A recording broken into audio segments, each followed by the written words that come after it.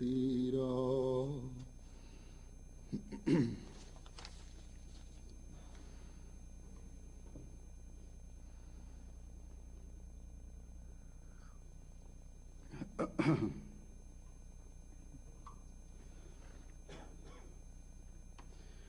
یہ اللہ تعالیٰ کا جماعت احمدیہ پر بہت بڑا احسان ہے کہ اس نے حضرت اقدس مسیح موعود علیہ الصلوۃ والسلام کے بعد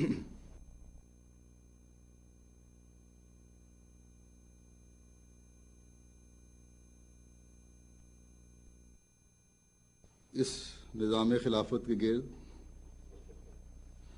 جماعت کا محلے کی سطح یا کسی چھوٹی سے چھوٹی اکائی سے لے کر شہری اور ملکی سطح تک کا نظام گھومتا ہے. یعنی کسی چھوٹی سے چھوٹی جماعت کے صدر سے لے کر ملکی امیر تک کا بلا واسطہ یا بالواسطہ خلیفہ وقت سے رابطہ ہوتا ہے. پھر ہر شخص انفرادی طور پر بھی رابطہ کر سکتا ہے. ہر فرد جماعت کا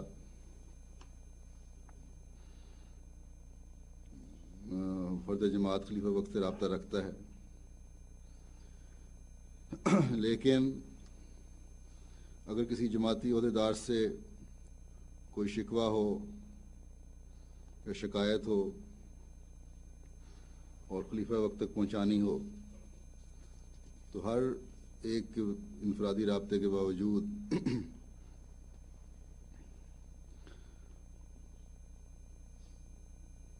اس کو یہ شکایت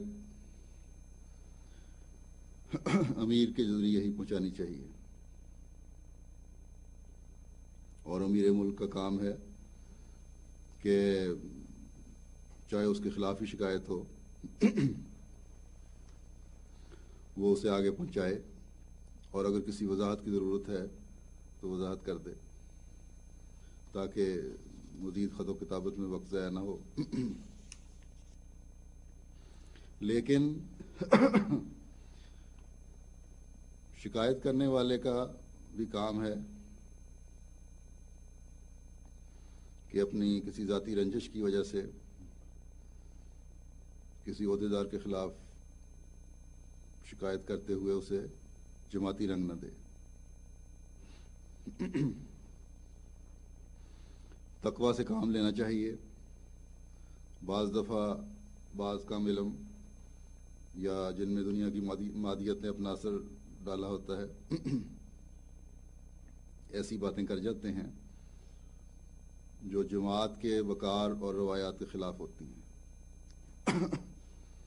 اس لیے ایسے کمزوروں یا کم علم رکھنے والوں کو سمجھانے کے لیے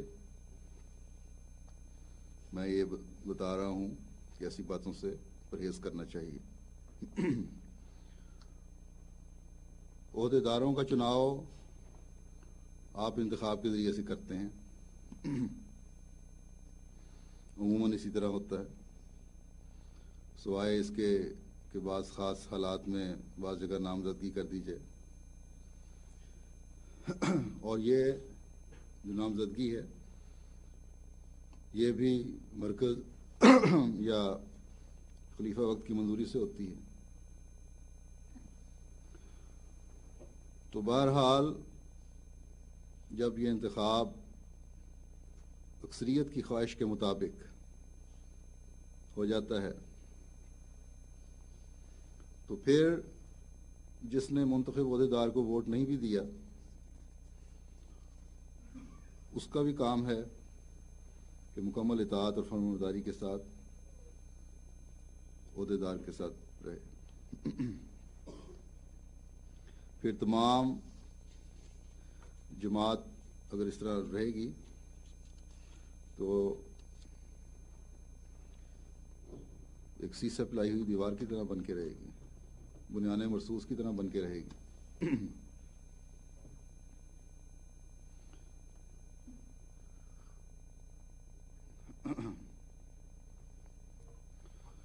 یہ تمام باتیں میں اس لیے نہیں کہہ رہا کہ خدا نخواستہ کہیں سے کوئی بغاوت کی بو آ رہی ہے یا کہیں کوئی ایسی مسئلہ کھڑا ہوا ہے. یہ اس لیے بتا رہا ہوں کہ بعض دنیا دار، جیسا کہ میں نے کہا، ایسی باتیں کر جاتے ہیں اپنی کم علمی یا بیوقوفی کی وجہ سے یا دنیا داری کی وجہ سے، اور بعض دفعہ جماعت میں نئے شامل ہونے والے ایسی باتوں سے متاثر ہو جاتے ہیں.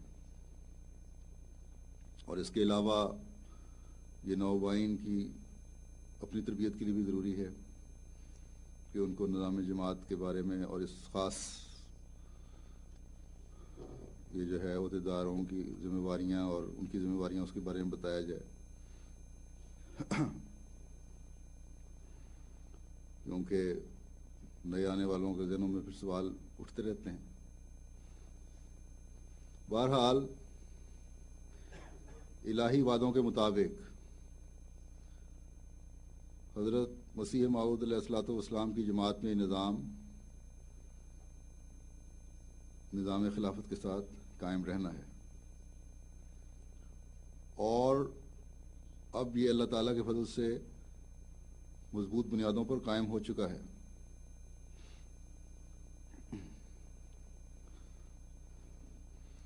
اب کوئی مخالف یا دشمن اس کو کوئی نقصان نہیں پہنچا سکتا انشاءاللہ. لیکن ہمیں اپنے ذہنوں میں بعض باتیں تازہ رکھنے کے لیے وقتاً فوقتاً ان باتوں کی جگالی کرتے رہنا چاہیے، تاکہ جو پرانے احمدی ہیں ان کے ذہنوں میں بھی یہ باتیں تازہ رہیں، اور اس کے ساتھ ہی نوآبائین بھی اس سے فائدہ اٹھا سکیں، اور کبھی کسی کے ذہن میں کسی قسم کی بے چینی پیدا نہ ہو. سب سے پہلے تو ہم قرآن کریم سے رہنمائی لیتے ہیں کہ اللہ تعالیٰ نے ہمیں کیا فرمایا ہے، یہ کیا فرماتا ہے کہ اپنے عہدیداروں کے چناؤ کس طرح کرو.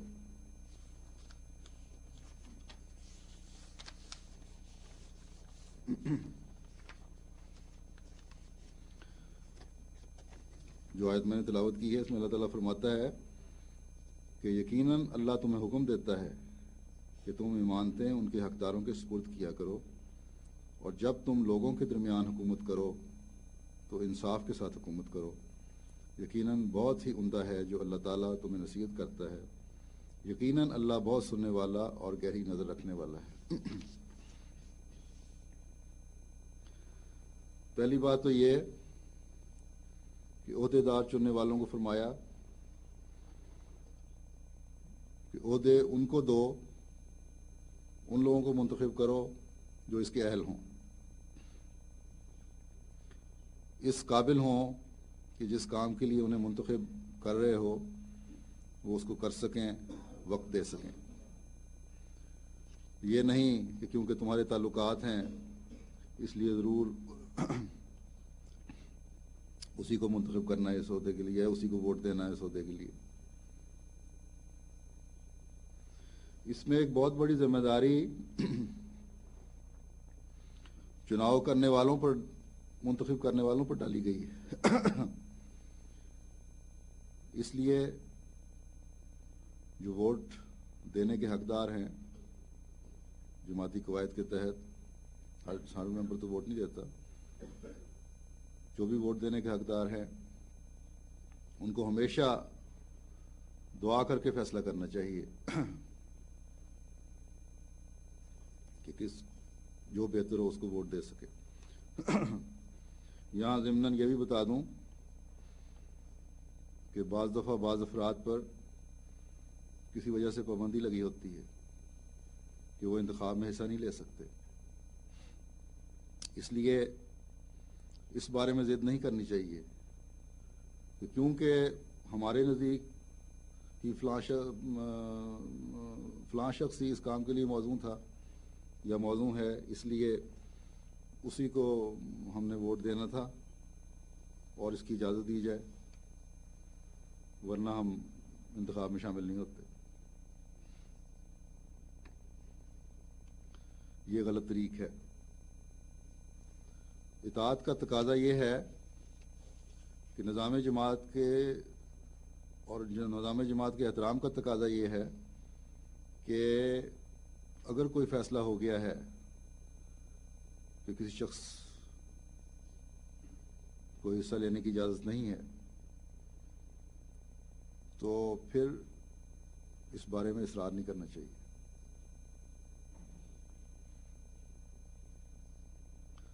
یہاں ضمن یہ بتا دوں،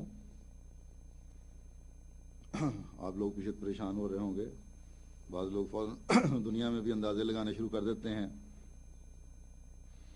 کہ کیونکہ یہ خطبہ فرانس میں دیا جا رہا ہے اس لیے شاید یہاں کوئی ایسا واقعہ پیش آیا ہے۔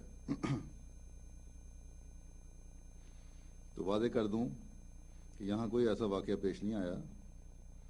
اللہ تعالیٰ کے فضل سے بڑی مخلص جماعت ہے، اور یورپ میں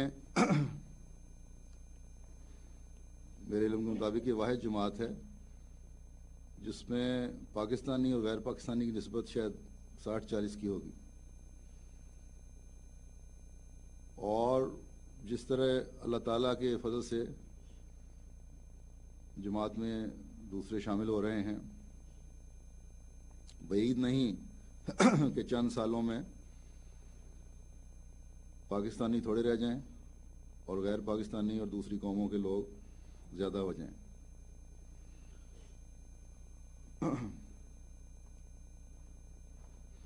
اور جو بھی اس وقت تک احمدی ہوئے ہیں غیر ملکیوں سے میری مراد ہے کہ فرانس میں بھی دوسرے ملکوں کی مختلف قوموں کے لوگ احمدی ہوئے ہیں۔ یہ لوگ صرف نام کے احمدی نہیں ہیں بلکہ اللہ تعالیٰ کے فضل سے پوری طرح نظام جماعت کا حصہ ہیں، اور جلسہ سلانہ پر بھی بڑی ذمہ داری کے ساتھ، بڑے شوق کے ساتھ اپنی ڈیوٹیاں دی ہیں۔ جماعتی ترقی کے لیے انتہائی جذبات رکھنے والے لوگ ہیں۔ اللہ تعالیٰ ان کو ایمان اور اخلاص میں اور بھی بڑھاتا چلا جائے۔ تو بہرحال میں یہ بتا رہا تھا کہ فرانس میں کوئی ایسی بات نہیں ہوئی، کسی اور مغربی ملک کے ایک شہر میں ایسے بات سوال اٹھے تھے، اور ترقی کرنے والی قومیں کیونکہ اپنی کمزوریوں سے آنکھیں بند نہیں کر لیا کرتی، اس لیے میں نے آج اس مضمون کو لیا ہے تاکہ کمزوروں کی اصلاح بھی ہو جائے اور نوموائن کی تربیت بھی ہو جائے، اور ساتھ ہی ان کمزور لوگوں کے لیے جماعت کے لوگ دعا بھی کر سکیں تاکہ اللہ تعالیٰ ان کے ایمانوں میں مضبوطی عطا فرمائے۔ تو بہرحال میں یہ بتا رہا تھا کہ اللہ تعالیٰ نے تمام احباب جماعت پر جن کو حسب قواعد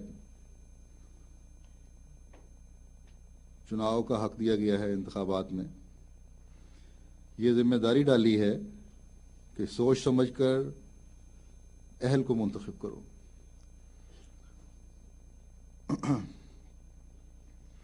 اور یہ بھی ذہن میں رہے منتخب کرنے والوں کے بھی اور جو منتخب ہو رہے ہیں ان کے لیے بھی، بعض دفعہ لمبا عرصہ کر کے ذہنوں میں بعض باتیں آ جاتی ہیں کہ کوئی عہدہ جماعت میں کسی کا پیدائشی حق نہیں ہے، کوئی مستقل حق نہیں ہے۔ اس لیے جو خدمت کا موقع ملتا ہے وہ اللہ کا فضل ہے، اور اللہ کا فضل ہو تو اللہ تعالیٰ خود ہی خدمت کا موقع دے دیتا ہے، خود کبھی خواہش نہیں کرنی۔ اس لیے اشارتاً بھی کبھی کسی قسم کا یہ اظہار نہیں ہونا چاہیے کہ مجھے عہدیدار بناؤ. نہ کسی کے عزیز یا دوست کو یہ حق حاصل ہے کہ کسی شخص کے حق میں ہلکا سا بھی اشارتاً یا کنایتاً اظہار کرے کہ اس کو ووٹ دیا جائے. اگر نظام جماعت کو پتہ چل جاتا ہے تو پھر جس کے حق میں پہلے پروپیگنڈا کیا گیا ہے اس کو بھی، اور جو پروپیگنڈا کرنے والا ہے یا اس نے کوئی بات کسی کے لیے کہی ہو انتخابات سے پہلے، اس کو بھی انتخابات میں شامل ہونے سے روکا جا سکتا ہے، اس حق سے محروم کیا جا سکتا ہے اور کر بھی دیا جاتا ہے. اس لیے یہ جو انتخاب ہیں جماعت کے، ان کو خالصتاً اللہ تعالیٰ کی لیے خدمت گزاروں کی ٹیم چننے والا تصور کر کے انتخاب کرنا چاہیے. پھر اللہ تعالیٰ نے منتخب عہدیداران کی ذمہ داری بھی لگائی ہے کہ تمہیں جب منتخب کر لیا جائے تو پھر اس کو قومی امانت سمجھو، اس امانت کا حق ادا کرو، اپنی پوری استعدادوں کے ساتھ اس ذمہ داری کو نبھاؤ، اپنے وقت میں سے بھی اس ذمہ داری کے لیے وقت دو. جماعتی ترقی کے لیے نئے نئے راستے تلاش کرو اور تمہارے فیصلے انصاف اور عدل کے تقاضوں کو پورا کرتے ہوئے ہونے چاہیے. کبھی تمہاری ذاتی انا رشتہ داریوں یا دوستیوں کا پاس انصاف سے دور لے جانے والے نہ ہو.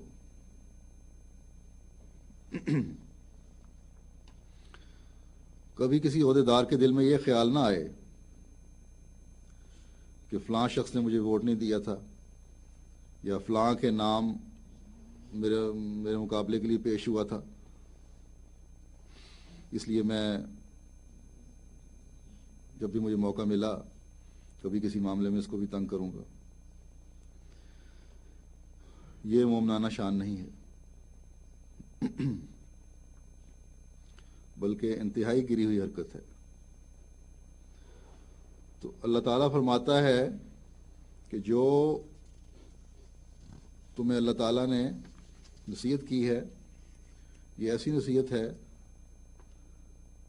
کہ تم دونوں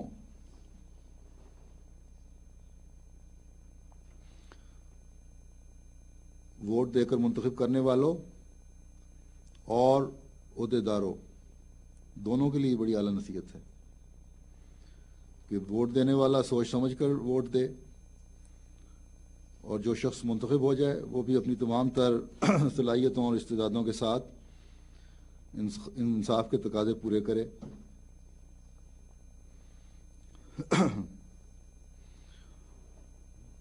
اور انصاف کے تقاضے پورے کرتے ہوئے اپنی ذمہ داریاں ادا کرے.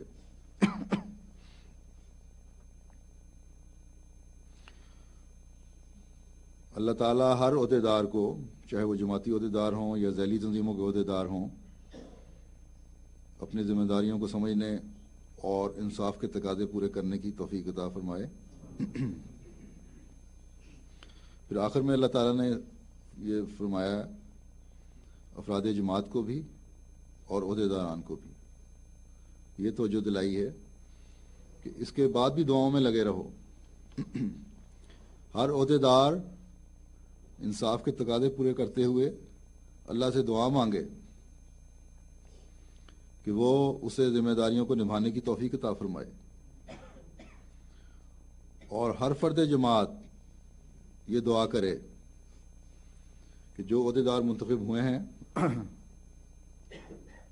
وہ ہمیشہ اس امانت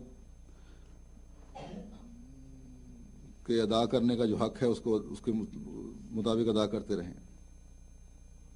اور کبھی کوئی مشکل نہ آئے، کبھی کوئی ابتلا نہ آئے جو عہدیدار کے لیے اور افراد جماعت کے لیے کسی بھی قسم کی ٹھوکر کا باعث بنے۔ اگر اللہ تعالیٰ سمجھتا ہے کہ یہ عہدیدار جو انہوں نے منتخب کیا ہے وہ پوری ذمہ داری سے اپنے فرائض ادا نہیں کر رہا، تو اللہ تعالیٰ خود ہی ایسے انتظام پیدا فرمائے کہ اسے بدل دے، تاکہ نظام جماعت پر بھی کوئی حرف نہ کبھی آئے۔ اللہ تعالیٰ فرماتا ہے کہ اگر تم اس طرح دعا کرو گے دونوں مل کر، تو اللہ تعالیٰ تمہاری اس نیک نیت سے کی گئی دعاؤں کو سنے گا، کیونکہ اللہ تعالیٰ کو اپنے دین کے لیے اور دین پر کی خدمت کرنے والوں دین کی خدمت کرنے والوں پر بڑی گہری نظر ہوتی ہے۔ وہ بڑی گہری نظر رکھتا ہے، وہ دیکھ رہا ہے، وہ دلوں کا حال جانتا ہے، وہ اس درد کی وجہ سے جو تمہارے دل میں ہے ہمیشہ بہتری کے سامان پیدا فرماتا رہے گا اور ہمیشہ تمہیں سیسا پلائی ہوئی دیوار کی طرح مضبوط رکھے گا۔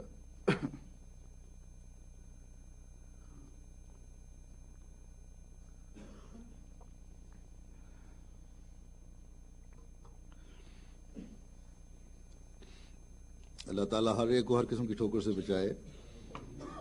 اب میں ذرا وضاحت سے عہدیداران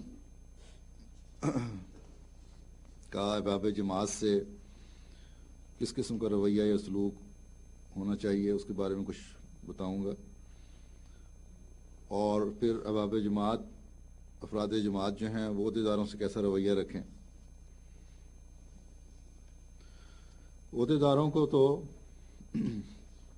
ایک اصولی ہدایت قرآن نے دے دی ہے کہ انصاف کے تمام تقاضے پورے کرنے ہیں۔ اگر کوئی غور کرے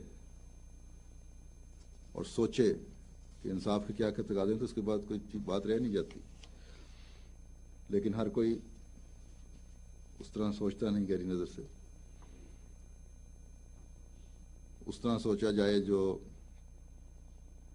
جس طرح ایک تقویٰ کی باریک راہوں پر چلنے والا سوچتا ہے، تو پھر تو اس کی یہ سوچ کر ہی روح فنا ہو جاتی ہے کہ انصاف کے تقاضے پورے کرنے ہیں۔ لیکن نصیحت کیونکہ فائدہ دیتی ہے، باتوں کو دہرانے سے، جیسا کہ میں نے کہا، جگالی کرتے رہنے سے یاد دہانی ہوتی رہتی ہے، بعض باتوں کی وضاحت ہو جاتی ہے، اس لیے ضروری ہوتا ہے کہ مزید ذرا وضاحت کھول کے کر دی جائے۔ پہلی بات تو یہ ہے کہ عہدیدار اس بات کو یاد رکھیں کہ اللہ تعالیٰ نے ہمیں یہ حکم فرمایا ہے کہ والکاظمین الغیظ والعافین عن الناس، یعنی غصہ دبا جانے والے اور لوگوں سے درگزر کرنے والے ہیں۔ تو اس کے سب سے زیادہ مخاطب عہدیداروں کو اپنے آپ کو سمجھنا چاہیے، کیونکہ ان کی جماعت میں جو پوزیشن ہے، جو ان کا نمونہ جماعت کے سامنے ہونا چاہیے، وہ اس بات کا تقاضا کرتا ہے کہ وہ مکمل طور پر اپنے آپ کو عاجز بنائیں۔ اگر اصلاح کی خاطر کبھی غصے کا اظہار کرنے کی ضرورت پیش بھی آ جائے تو علیحدگی میں جس کی اصلاح کرنی مقصود ہو، جس کو سمجھانا مقصود ہو، اس کو سمجھا دینا چاہیے۔ تمام لوگوں کے سامنے کسی کی عزت نفس کو مجروح نہیں کرنا چاہیے، اور ہر وقت چڑچڑے پن کا مظاہرہ نہیں ہونا چاہیے، یا کسی بھی قسم کے تکبر کا مظاہرہ نہیں ہونا چاہیے۔ اصلاح کبھی چڑھنے سے نہیں ہوتی، بلکہ مستقل مزاجی سے درد رکھتے ہوئے اور دعا کے ساتھ نصیحت کرتے چلے جانے سے ہوتی ہے، اور یہی حکم ہے اللہ تعالیٰ کا۔ اور ایک آدھ دفعہ کی جو غلطی ہے، اگر کوئی عادی نہیں ہے تو اصلاح کا بہترین ذریعہ یہی ہے کہ عفو سے کام لیا جائے، معاف کر دیا جائے، درگزر کر دی جائے۔ اس لیے یہاں بھی سے مراد میری اس وقت یہاں فرانس میں اور دنیا میں ہر جگہ جہاں جہاں بھی جماعتیں قائم ہیں، جماعتی عہدیدار بھی اور ذیلی تنظیموں کے عہدیدار بھی اپنے رویوں میں ایک تبدیلی پیدا کریں، لوگوں سے پیار اور محبت کا سلوک کیا کریں۔ خاص طور پر بعض جگہ لجنہ کی طرف سے شکایات زیادہ ہوتی ہیں، اور ان میں بھی خاص طور پہ بچیوں یا نوجوان بچیوں اور نئے آنے والیوں، جن کو ابھی نظام کو سمجھنے اور کو پوری طرح سمجھا نہیں ہوتا، ان کے لیے تربیت کی بہت زیادہ ضرورت ہے۔ اس لیے ان کے لیے تو بہت خیال رکھنا چاہیے، کیونکہ تربیت کرنے کے طریقوں کی جیسی آپ چھاپ لگا دیں گے بچوں کو بھی اور نئے آنے والوں کو بھی، آئندہ نمونہ بھی ویسے ہی نکلیں گے، آئندہ عہدیدار بھی ویسے ہی بنیں گے۔ تو خلاصہ یہ ہے کہ غصے کو دبانا ہے اور عفو سے کام لینا ہے، درگزر سے کام لینا ہے، لیکن یہ بھی اس حد تک نہ ہو، نرمی اس حد تک نہ ہو کہ جماعت میں بگاڑ پیدا ہو جائے۔ ایسی صورت میں بہرحال اصلاح کی کوشش بھی کرنی ہے، جیسا کہ میں نے کہا کہ جو عادی نہیں ہیں ان سے تو معافی، ان کو تو معاف کر کے بھی اصلاح ہو سکتی ہے، لیکن اگر جماعت میں فتنے کا خطرہ ہو تو پھر معافی کی کوئی ضرورت نہیں ہوتی۔ اور پھر یہ ہے کہ اگر ایسی بات ہو تو نہ صرف مقامی طور پہ اس کو اصلاح کرنی ہے، بلکہ مرکز کو بھی اس کی اطلاع کرنی چاہیے۔ لیکن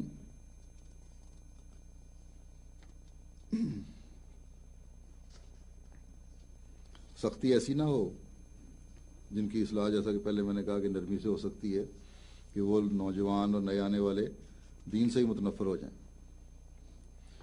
پھر عہدیداروں میں، جیسا کہ میں پہلے بھی کہہ چکا ہوں، کہ اگر اپنے خلاف بھی شکایت ہو تو سننے کا حوصلہ ہونا چاہیے۔ ہمیشہ سچی بات کہنے، کرنے، سننے کی عادت ڈالیں۔ چاہے جتنا بھی کوئی عزیز یا قریبی دوست ہو، اگر اس کی صحیح شکایت پہنچتی ہے تو اس کے خلاف کارروائی ہونی چاہیے۔ اگر یہ انصاف کے تقاضے پورے نہیں کر سکتے تو بہتر ہے کہ معذرت کر دیں کہ فلاں وجہ سے میں اس کام سے معذرت چاہتا ہوں، کیونکہ کسی ایک شخص کا کسی خدمت سے محروم ہونا اس سے زیادہ بہتر ہے کہ پوری جماعت میں یا جماعت کے کچھ حصے میں بے چینی پیدا کی جائے۔ یاد رکھیں، جو عہدہ بھی ملا ہے، چاہے وہ جماعتی عہدہ ہو یا ذیلی تنظیموں کا عہدہ ہو،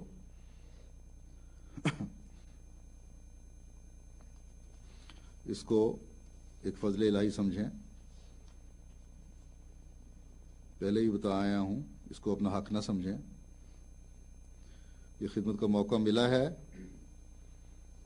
تو حکم یہی ہے کہ جو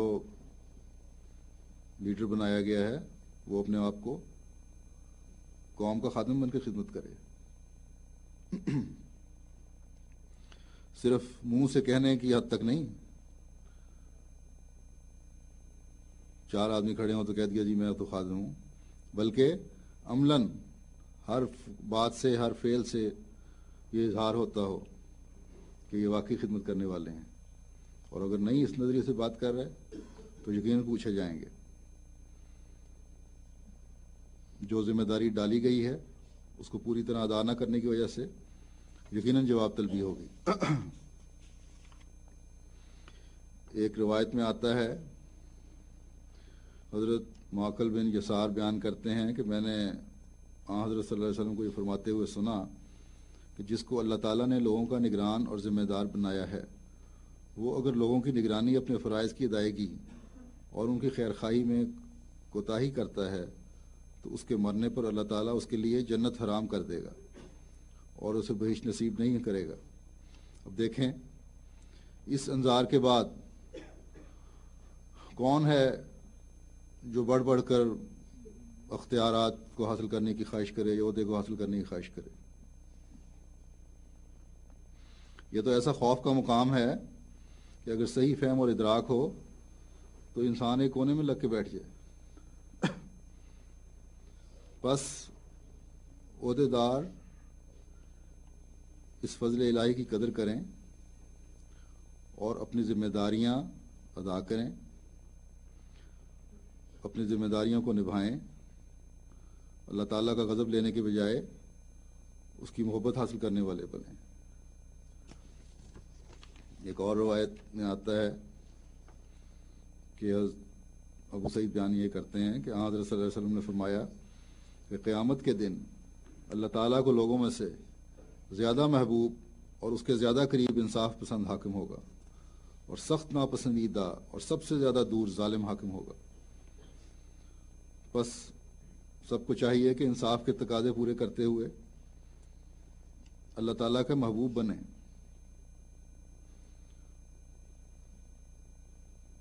اور اللہ تعالیٰ کا محبوب بننے کے لیے وہ طریقے اختیار کریں جو اللہ تعالیٰ کے رسول نے بتائے ہیں۔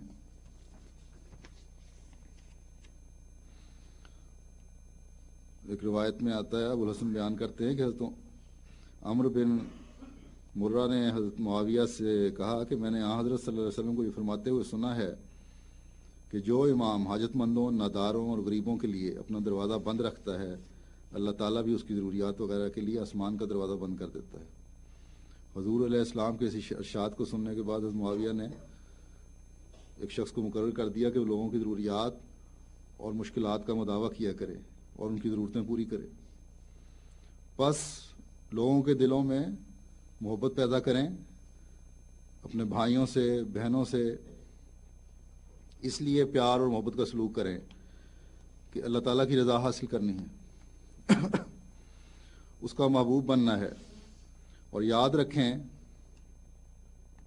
عمراء بھی اور صدران بھی اور عہدے داران بھی اور ذیلی تنظیموں کے عہدے داران بھی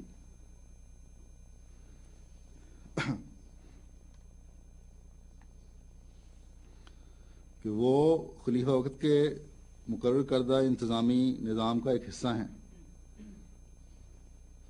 اور اس لحاظ سے خلیفہ وقت کے نمائندے ہیں۔ اس لیے ان کی سوچ اپنے کاموں کو، اپنی فرائض کو انجام دینے کے لیے اسی طرح چلنی چاہیے جس طرح خلیفہ وقت کی، اور انہی ہدایات پر عمل ہونا چاہیے جو مرکزی طور پر دی جاتی ہیں۔ اگر اس طرح نہیں کرتے تو پھر اپنے عہدے کا حق ادا نہیں کر رہے، جو اس کے انصاف کے تقاضے ہیں وہ پورے نہیں کر رہے۔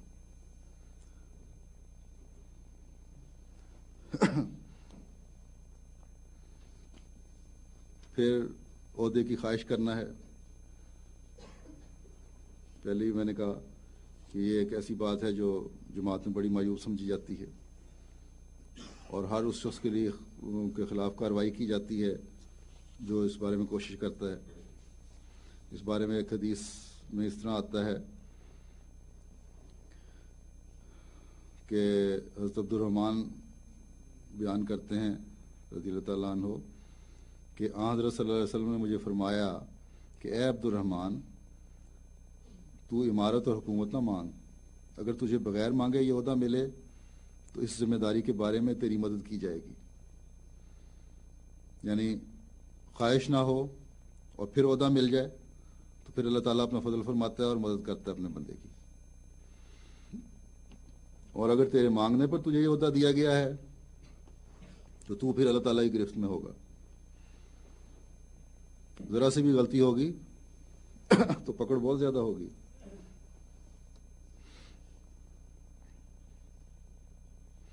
اور جب تو کسی کام کے کرنے یا نہ کرنے کے متعلق قسم کھائے اور پھر اس قسم کے برعکس تجھے بہتر بات نظر آئے تو وہ بہتر بات کر اور اپنی قسم کو توڑ دے، اور اس کا کفارہ ادا کر دے۔ تو یہی ہے کہ عہدیداران کو بھی بعض دفعہ قسم تو نہیں کھاتے لیکن ضدیں بعض ہوتی ہیں کہ یہ کام اس طرح نہیں اس طرح ہونا چاہیے۔ تو اگر جماعت کے مفاد میں ہو تو پھر تمہاری ضدیں یہ تمہاری قسمیں زیادہ عام نہیں ہیں، ان کو ختم کرو۔ یہ جماعت کے مفاد میں حائل نہیں ہونے چاہیے، بلکہ تقویٰ سے کام لیتے ہوئے اس طرح کام ہونا چاہیے جس طرح جو جماعت کے حق میں بہترین ہو۔ پھر ایک روایت میں آتا ہے حضرت صلی اللہ علیہ وسلم نے فرمایا کہ آسانی پیدا کرو اور تنگی پیدا نہ کرو، اور اچھی خبر ہی دیا کرو اور لوگوں کو بتکایا نہ کرو۔ تو اصولی قواعد بھی اس لیے ہیں کہ صحیح سمت میں چلتے ہوئے اللہ تعالیٰ کے بتائے ہوئے حکموں پر چلتے ہوئے لوگوں کے لیے بہتری اور آسانی پیدا کی جائے۔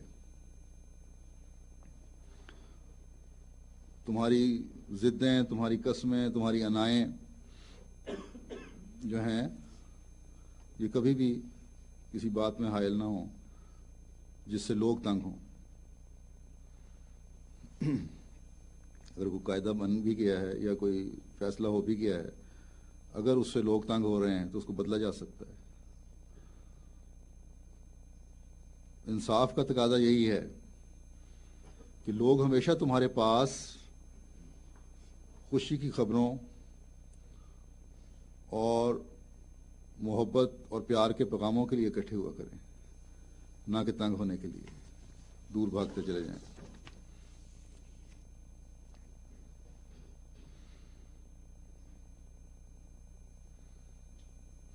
پھر عہدیداروں کی ایک یہ بھی ذمہ داری ہے، جماعتی عہدیداروں کی دنیا میں ہر جگہ، کہ مبلغین یا واقفین زندگی جتنے ہیں ان کا ادب اور احترام پیدا کیا جائے، اپنے دل میں بھی اور لوگوں کے دلوں میں بھی۔ ان کی عزت کرنا اور کروانا، ان کی ضروریات کا خیال رکھنا، حسب گنجائش اور توفیق ان کے لیے سہولتیں مہیا کرنا، یہ جماعت کا اور عہدیداران کا کام ہے، تاکہ ان کے کام میں یکسوئی رہے، وہ اپنے کام کو بہتر طریقے سے کر سکیں، وہ بغیر کسی پریشانی کے اپنے فرائض کی ادائیگی کر سکیں۔ اگر مربیان کو عزت کا مقام نہیں دیں گے تو آئندہ نسلوں میں پھر آپ کو واقفین زندگی اور مربیان تلاش کرنے بھی مشکل ہو جائیں گے۔ یہ اللہ تعالیٰ کا احسان ہے کہ حضرت خلیفۃ المسیح رابع رحمہ اللہ تعالیٰ کی جاری کردہ واقفین نو کی تحریک کے تحت بہت سے واقفین نو بچے میدان میں آ رہے ہیں، وقف کے میدان میں۔ لیکن جتنا جائزہ میں نے لیا ہے، میرے خیال میں جتنے مبلغین کی ضرورت ہے اتنے اس میدان میں نہیں آ رہے، دوسری فیلڈ جو ہیں ان میں جا رہے ہیں۔ بہرحال جب مربی کو ایک مقام دیا جائے گا، گھروں میں ان کا نام عزت اور احترام سے لیا جائے گا، ان کی خدمات کو سراہا جائے گا، تو یقیناً ان ذکروں سے گھر میں بچوں میں بھی شوق پیدا ہوگا کہ ہم وقف کر کے مربی بنیں۔ تو اس لحاظ سے بھی عہدیداران کو خیال کرنا چاہیے، چھوٹے موٹے اختلافات جو ہیں ان کو ایشو نہیں بنا لینا چاہیے جس سے دونوں طرف بے چینی پھیلنے کا اندیشہ ہو۔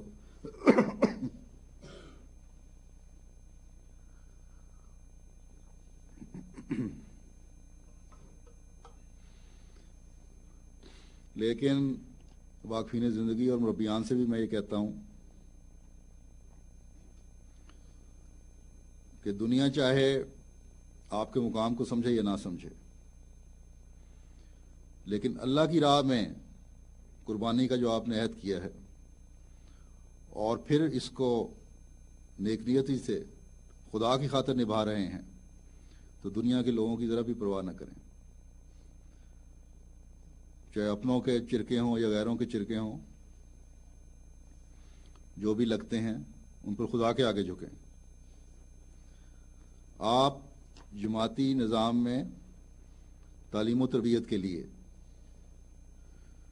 دنیا کو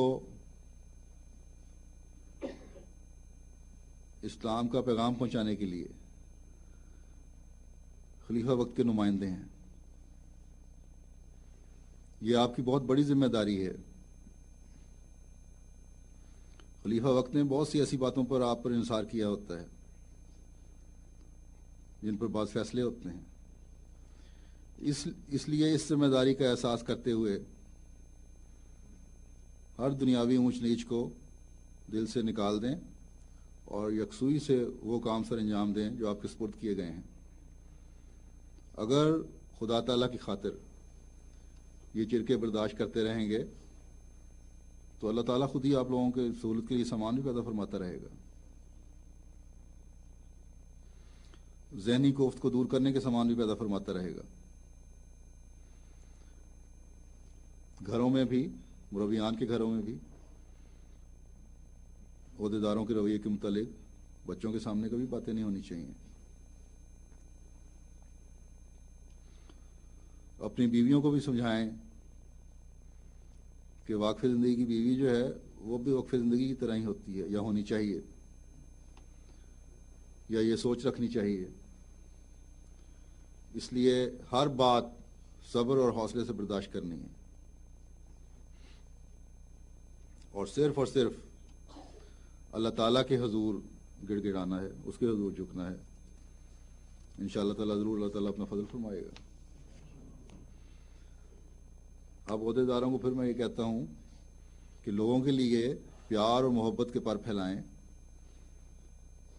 خلیفہ وقت نے آپ پر اعتماد کیا ہے اور آپ پر اعتماد کرتے ہوئے اس پیاری جماعت کو آپ کی نگرانی میں دیا ہے۔ ان کا خیال رکھیں۔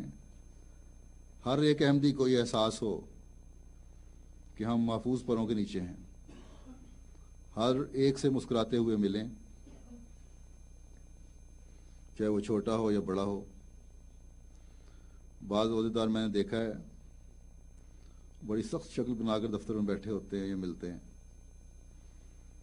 ان کو ہمیشہ حضرت صلی اللہ علیہ وسلم کے اس اسوہ پر عمل کرنا چاہیے جس کا روایت میں یوں ذکر آتا ہے کہ جریر رضی اللہ تعالیٰ عنہ کہتے ہیں کہ جب میں نے اسلام قبول کیا،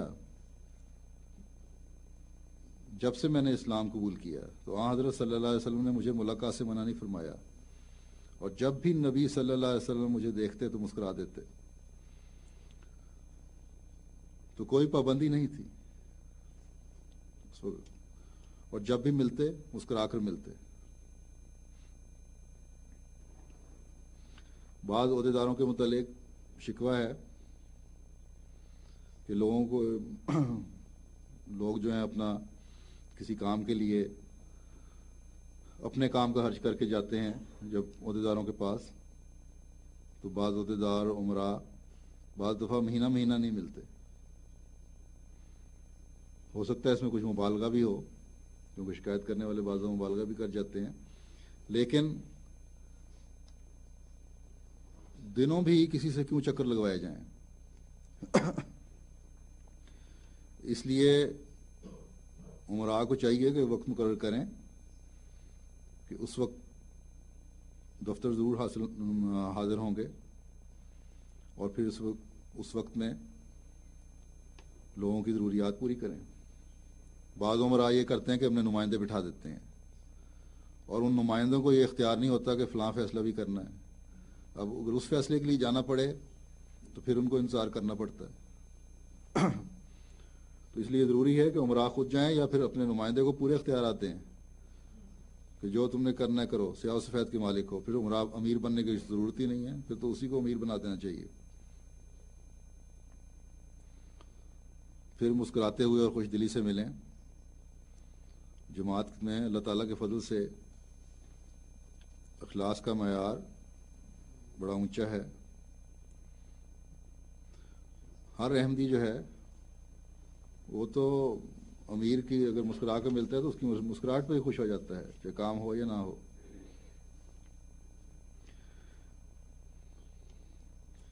اسی طرح ایک اور روایت میں آتا ہے، حضرت ابو ذر رضی اللہ تعالیٰ عنہ بیان کرتے ہیں کہ حضرت صلی اللہ علیہ وسلم نے مجھے ارشاد فرمایا، معمولی نیکی کو بھی حقیر نہ سمجھو، اگرچہ اپنے بھائی سے خندہ پیشانی سے پیش آنے کی نیکی ہو. تو مسکرا کر ملنا اور بھائی کے جذبات کا خیال رکھنا بھی نیکی ہے. تو نیکیوں کا پلڑا تو جتنا بھی بھاری کیا جائے اتنا ہی کم ہے. اس لیے اب عہدیداران کو، امراء کو خاص طور پر توجہ دینی چاہیے. اب میں افراد جماعت کو بھی کچھ کہنا چاہتا ہوں کہ ان کا کیا کردار ہونا چاہیے نظام جماعت میں. پہلی بات یاد رکھیں کہ جتنے زیادہ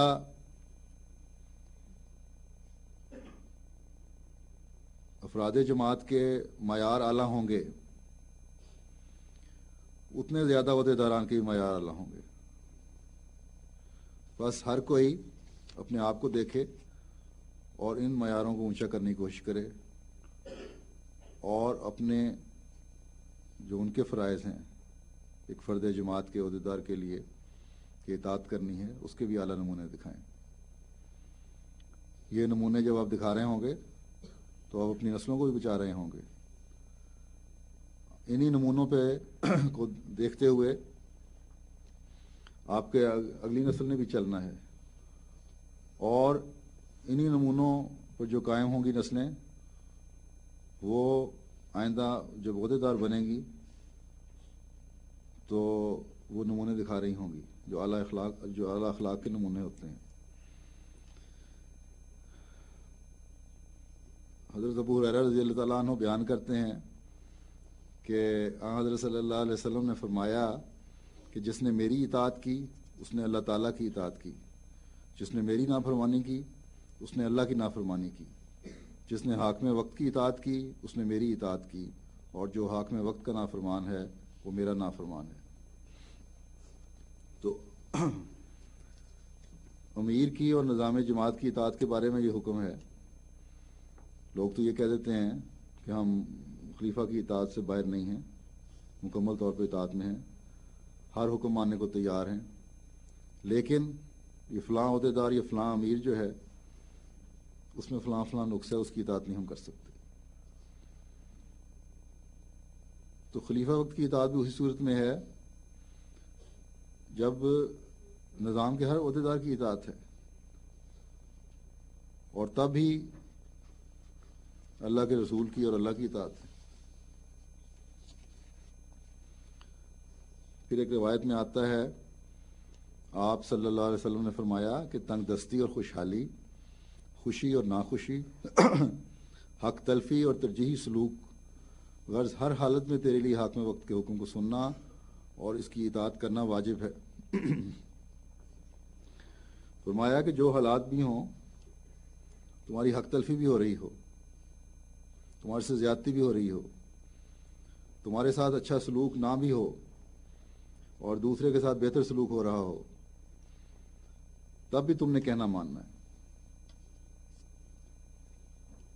سامنے لڑائی جھگڑے کے لیے کھڑے نہیں ہو جانا، کسی بات سے انکار نہیں کر دینا،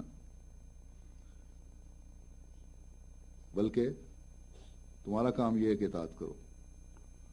یہ بہرحال حق ہے نظام جماعت میں بھی کہ اگر کوئی غلط بات دیکھیں تو خلیفہ وقت کو اطلاع کر دیں اور پھر خاموش ہو جائیں.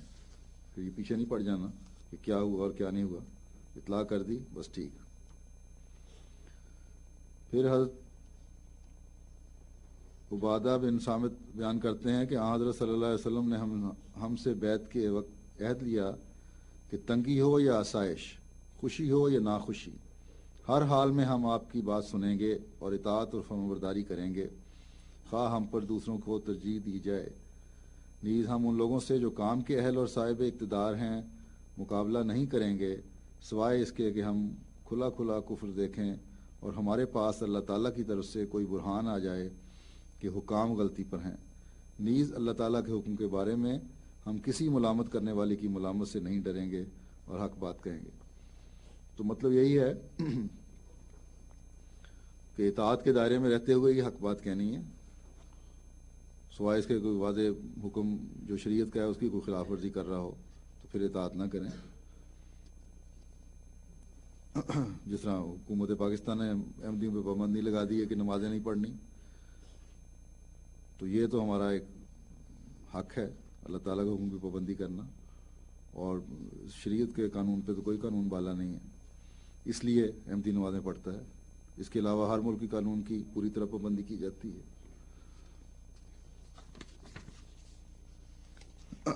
پھر ایک روایت میں آتا ہے، حضرت انس بن مالک رضی اللہ تعالیٰ عنہ بیان کرتے ہیں کہ حضرت صلی اللہ علیہ وسلم نے فرمایا، سنو اور اطاعت کرو۔ یہ جو دو الفاظ ہیں ان کو اپنا شعار بناؤ، ان کو یہی تمہارا طریقہ ہونا چاہیے، خواہ ایک حبشی غلام کو ہی کیوں نہ تمہارا افسر مقرر کر دیا جائے، جس کو کسی کو تم حقیر و کمزور سمجھتے ہو وہ بھی اگر تمہارا امام ہے تو اطاعت کرو۔ پھر حضرت صلی اللہ علیہ وسلم نے فرمایا، اگر کوئی شخص اپنے امیر میں کوئی ناگوار یا بظاہر نظر کوئی بری بات دیکھے تو وہ صبر کرے، اور کیونکہ وہ شخص تھوڑا سا بھی جماعت سے الگ ہو جاتا ہے اور تعلق توڑ لیتا ہے وہ جہالت کی موت مرتا ہے۔ تو صبر سے مراد یہ ہے کہ امیر کی بری بات دیکھ کے یہ نہیں کہ پورے نظام کے خلاف ہو جاؤ، نظام سے وابستہ رہو، وہ بات جو ہے آگے پہنچا دو اور اس کے بعد صبر کرو۔ جماعت سے تعلق نہیں ٹوٹنا چاہیے، اگر تمہارا جماعت سے تعلق ٹوٹتا ہے تو یہ جہالت کی موت ہے۔ تو جن لوگوں کا یہ خیال ہوتا ہے کہ ہم برداشت نہیں کر سکتے اس لیے ہم ایک طرف ہو گئے، نمازوں اور جمعوں پہ بھی بعضوں نے آنا چھوڑ دیا، تو فرمایا کہ یہ ایسی حرکتیں ہیں، یہ جو جہالت کی حرکتیں ہیں، اکا دکا کئی واقعات ہوتے ہیں، عموماً تو نہیں ایسا جماعت میں کوئی ہوتا اللہ کے فضل سے۔ یہ جہالت کی حرکتیں جو ہیں ان سے ہمیشہ بچنا چاہیے۔ تمہارا کام یہ ہے کہ صبر کرو اور دعا کرو،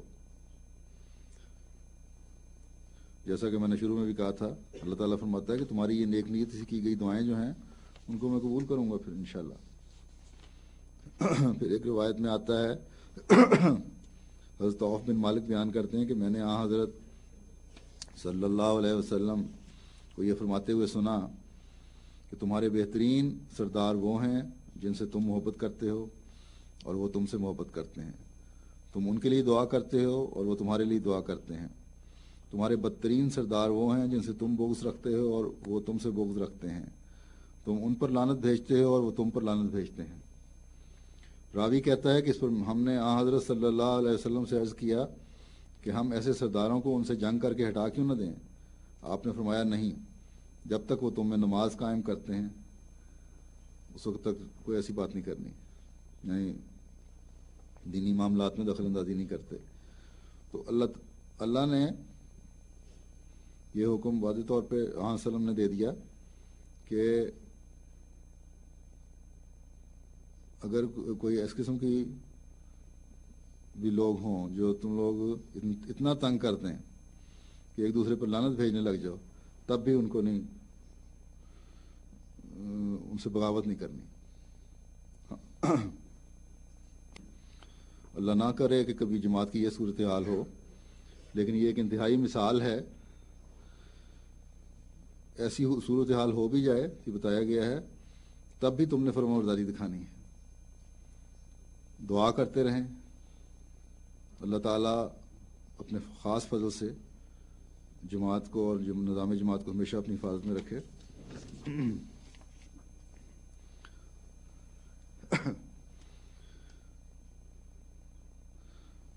اگر افراد جماعت بھی اور عہدیدار بھی اللہ تعالیٰ کی رضا کی خاطر، جماعتی وقار کی خاطر ایک دوسرے کے حق ادا کرنے والے ہوں گے تو اللہ تعالیٰ بھی ان پر اپنے خاص فضلوں کی بارش برساتا رہے گا۔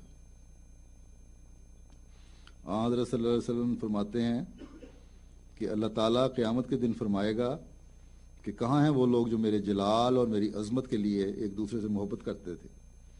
آج جب کہ میرے سائے کے سوا کوئی سایہ نہیں، میں انہیں اپنے سائے رحمت میں جگہ دوں گا۔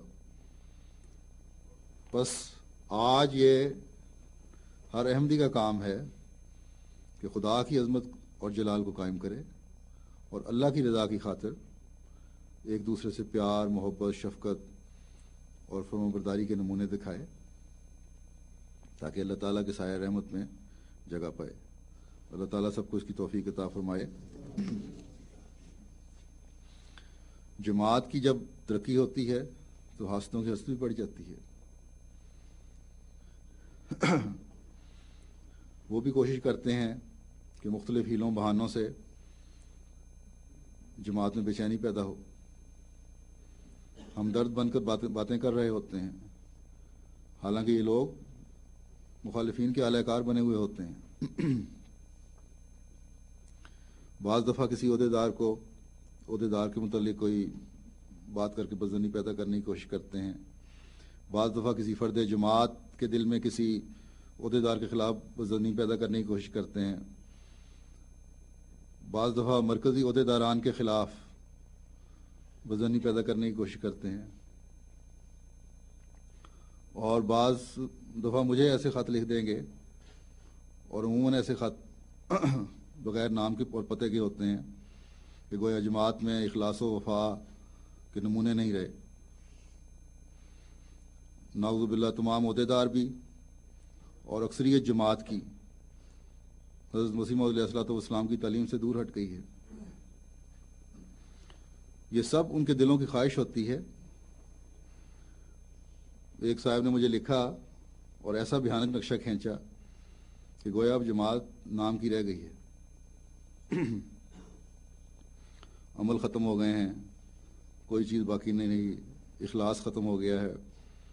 اور پھر لکھتے ہیں، آپ ہی پھر اس کا جواب بھی دے دیا کہ آپ مجھے یہ کہیں گے، مجھے پتہ یہی جواب دیں گے جو حضرت علی نے دیا تھا کہ پہلے خلفاء کو ماننے والے میرے جیسے لوگ تھے اور مجھے ماننے والے تم جیسے لوگ ہو۔ لیکن سن لیں، میرا جواب یہ نہیں ہے۔ اب اللہ تعالیٰ کے فضل سے خلافت احمدیہ نے ہمیشہ قائم رہنا ہے، اور وفا قائم کرنے والے اس میں ہمیشہ پیدا ہوتے رہیں گے۔ میرا جواب یہ ہے کہ اب اللہ تعالیٰ کے فضل سے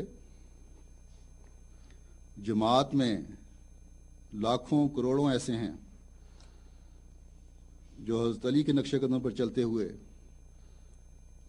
اخلاص و وفا کے نمونے قائم کرنا جانتے ہیں، نظام جماعت اور نظام خلافت کے لیے قربانیاں کرنا جانتے ہیں۔ یہ خوف دلانا ہے تو کسی دنیا دار کو دلاؤ۔ میں تو روزانہ اللہ تعالیٰ کے فضل اور اس کے تائید و نصرت کے نظارے دیکھتا ہوں، لوگوں کے اخلاص و وفا کے نظارے دیکھتا ہوں۔ مجھے تو یہ باتیں ڈرانے والی نہیں، اور انشاءاللہ تعالیٰ اللہ تعالیٰ نے حضرت مسیح موعود علیہ السلام سے جو وعدے کیے ہیں وہ انہیں پورا ہوتا ہمیں دکھا بھی رہا ہے اور ہمیشہ دکھاتا بھی رہے گا، اور دعا کریں کہ اللہ تعالیٰ ہمیشہ ہماری نسلوں کو بھی دکھاتا رہے۔ جماعت کو میں یہ کہتا ہوں کہ دعاؤں کے ساتھ ہر سطح پر اخلاص و وفا کے دکھاتے ہوئے اس اسلامی تعلیم پر عمل کرتے چلے جائیں جو ہمیں حضرت مسیح موعود علیہ الصلوۃ والسلام نے بتائی ہے۔ عاجزی اور وفا دکھاتے ہوئے اگر آپ چلتے رہیں گے تو کوئی خطرہ نہیں ہے۔ آپ صلی اللہ علیہ وسلم کے حکم کے مطابق جماعت سے چمٹے رہیں تو کوئی خطرہ نہیں ہے۔ ان لوگوں کو خطرہ ہے جو ٹھوکر کھا کر شیطان کے بہکاوے میں آ کر جماعت کو چھوڑ دیتے ہیں۔ اللہ تعالیٰ کے فضل سے جماعت احمدیہ کو یا جماعت کے ساتھ چمٹے رہنے والوں کو کوئی خطرہ نہیں۔ ان کی دنیا و آخرت دونوں سنوری ہوئی ہیں اور انشاءاللہ سنوری رہیں گی۔ حضرت اقدس مسیح موعود علیہ الصلوۃ والسلام کو ایک اقتباس پیش کرتا ہوں. آپ اپنی جماعت سے کیا امید رکھتے ہیں؟ اللہ تعالیٰ اس کے مطابق سب کو چلنے کی توفیق دے. فرمایا کہ میری جماعت میں سے ہر ایک فرد پر لازم ہوگا کہ تمہاری مجلسوں میں کوئی ناپاکی اور ٹھٹھے اور ہنسی کا مشغلہ نہ ہو، اور نیک دل اور پاک طبع اور پاک خیال ہو کر زمین پر چلو، اور یاد رکھو کہ ہر ایک شر مقابلہ کے لائق نہیں ہے. اس لیے لازم ہے کہ اکثر اوقات عفو اور درگزر کی عادت ڈالو، اور صبر اور حلم سے کام لو، اور کسی پر ناجائز طریق سے حملہ نہ کرو، اور جذبات نفس کو دبائے رکھو. پھر فرمایا اگر کوئی جہالت سے پیش آوے تو سلام کہہ کر ایسی مجلس سے جلد اٹھ جاؤ. پھر آپ فرماتے ہیں خدا تعالیٰ چاہتا ہے کہ تمہیں ایک ایسی جماعت بنا دے کہ تم تمام دنیا کے لیے نیکی اور راست بازی کا نمونہ ٹھہرو. سو اپنے درمیان سے ایسے شخص کو جلد نکالو جو بدی اور شرارت اور فتنہ انگیزی اور بد نفسی کا نمونہ ہے. جو شخص ہماری جماعت میں غربت اور نیکی اور پرہیزگاری اور حلم اور نرم زبانی اور نیک مزاجی اور نیک چلنی کے ساتھ نہیں رہ سکتا، وہ جلد ہم سے جدا ہو جائے، کیونکہ ہمارا خدا نہیں چاہتا کہ ایسا شخص ہم میں رہے، اور یقیناً وہ بدبختی میں مرے گا کیونکہ اس نے نیک راہ کو اختیار نہ کیا. سو تم ہوشیار ہو جاؤ اور واقعی نیک دل اور نبری مزاج اور راست باز بن جاؤ. تم 5 وقتہ نماز اور اخلاقی حالت سے شناخت کیے جاؤ گے، اور جس میں بدی کا بیج ہے وہ اس نصیحت پر قائم نہیں رہ سکے گا. تو یہ جو نصیحتیں کرنے والے ہیں مجھے ان کو سوچنا چاہیے کہ وہ جماعت میں نہیں رہ سکتے، جماعت اللہ تعالیٰ کے فضل سے رہے گی قائم. اللہ تعالیٰ ہر ایک کو اس تعلیم کے مطابق عمل کرنے کی توفیق دے، اور ہمیشہ جماعت کے ساتھ چمٹا رہ کر نظام جماعت کی اطاعت کر کے دوسروں کے حقوق کا خیال رکھ کر ان فضلوں کے وارث بنے جن کا وعدہ اللہ تعالیٰ نے حضرت مسیح موعود علیہ الصلوۃ والسلام سے کیا ہے. اللہ سب کو توفیق دے.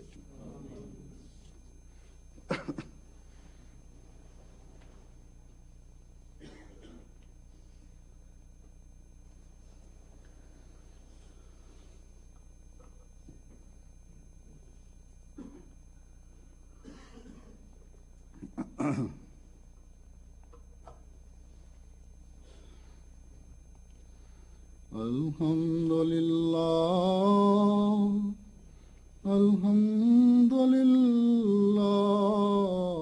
نحمده ونستعينه ونستغفره ونؤمن به ونتوكل عليه ونعوذ بالله من شرور أنفسنا ومن سيئات أعمالنا.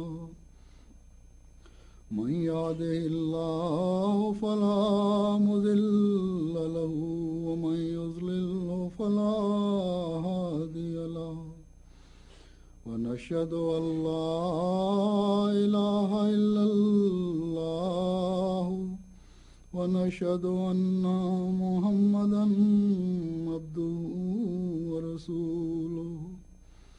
عباد الله رحمكم الله، إن الله يأمر بالعدل والإحسان وإيتاء ذي القربى وينهى عن الفحشاء والمنكر والبغي يعظكم لعلكم تذكرون. اذكروا الله يذكركم وادعوه يستجب لكم ولذكر الله أكبر.